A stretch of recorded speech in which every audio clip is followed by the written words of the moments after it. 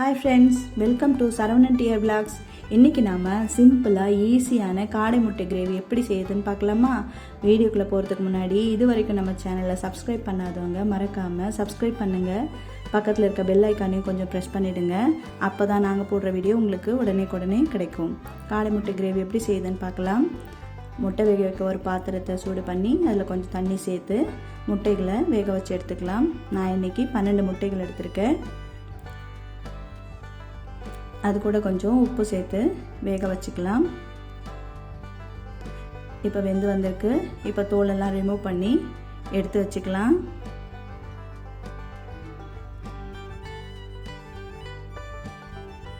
இப்போ எல்லா முட்டையும் தோல் ரிமூவ் பண்ணி எடுத்து பிளேட்டில் அழகாக எடுத்து வச்சுக்கலாம். இப்போ இந்த கிரேவிக்கு ஒரு பேஸ்ட் ஒன்று ரெடி பண்ணிக்கலாம். அதுக்கு ஒரு மிக்ஸி ஜாரில் கொஞ்சம் இஞ்சி துண்டுகள் எடுத்துக்கிறேன், 4 பல்லு பூண்டு, ஒரு பச்சை மிளகாய், 2 பெரிய தக்காளி நீல வாக்கில் கட் பண்ணி எடுத்துருக்கேன். அது கூட கொஞ்சம் கொத்தமல்லி சேர்த்து தண்ணி சேர்க்காம அரைச்சி எடுத்துன்னு வந்து தனியாக வச்சுக்கலாம். இப்போ பேன் சூடானதும் கொஞ்சம் எண்ணெய் சேர்த்து அதில் 1/2 டீஸ்பூன் பெருஞ்சீரகம் சேர்த்துக்கிறேன். அது கூட பட்டை, லவங்கம், பிரிஞ்சி இலை சேர்த்து பொரிய விட்டுக்கலாம். 2 பூண்டு பல்லு பொடியாக கட் பண்ணி சேர்த்துக்கலாம்.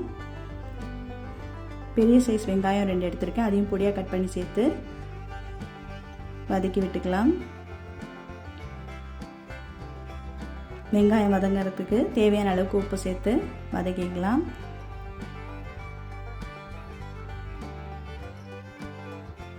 வெங்காயம் நல்லா கலர் சேஞ்ச் ஆகிற அளவுக்கு வதங்கி வரணும்.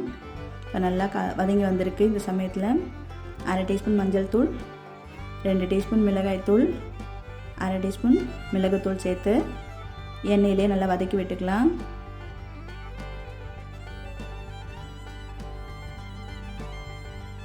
மசாலா நல்லா வதங்கி வந்திருக்கு. இப்போ இந்த சமயத்தில் நம்ம அரைச்சி வச்சுருக்க விழுதை இதோட சேர்த்து கலந்து விட்டுக்கலாம். நம்ம பச்சையாக அரைச்சிருக்கோம், ஸோ அதனால் பச்சை வாசனை போகிற அளவுக்கு, கலர் சேஞ்ச் ஆகி வர அளவுக்கு வதக்கிக்கலாம். இப்போ நல்லா வந்திருக்கு. இப்போ இதுக்கு தேவையான அளவுக்கு தண்ணி சேர்த்து கொதிக்க விடலாம். இந்த சமயத்தில் உப்பு சரி பார்த்துக்கலாம். கிரேவி நல்லா கொதிக்கிறதுக்கு கொஞ்சம் மூடி போட்டு கொதிக்க வச்சுக்கலாம். இப்போ நல்லா கிரேவி கொதித்து வந்திருக்கு, எண்ணெய் பிரிஞ்சு வந்திருக்கு, நல்லா திக்காக இருக்குது.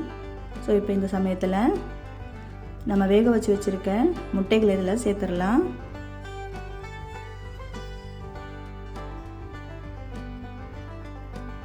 காடை முட்டையில் நிறைய சத்துக்களும் நிறைய மருத்துவ குணங்களும் இருக்குது.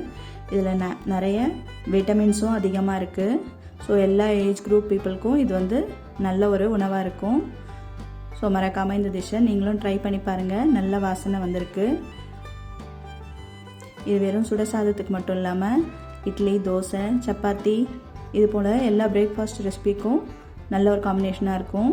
நீங்களும் மறக்காமல் இதை ட்ரை பண்ணுங்கள். இப்போ நல்லா கிரேவி ரெடி ஆகிருக்கு.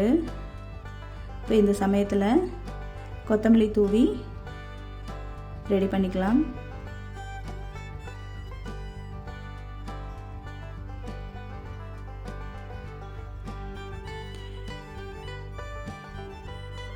இது நல்ல ஒரு லஞ்ச் பாக்ஸ் ரெசிபியாகவும் இருக்கும் குழந்தைங்களுக்கு.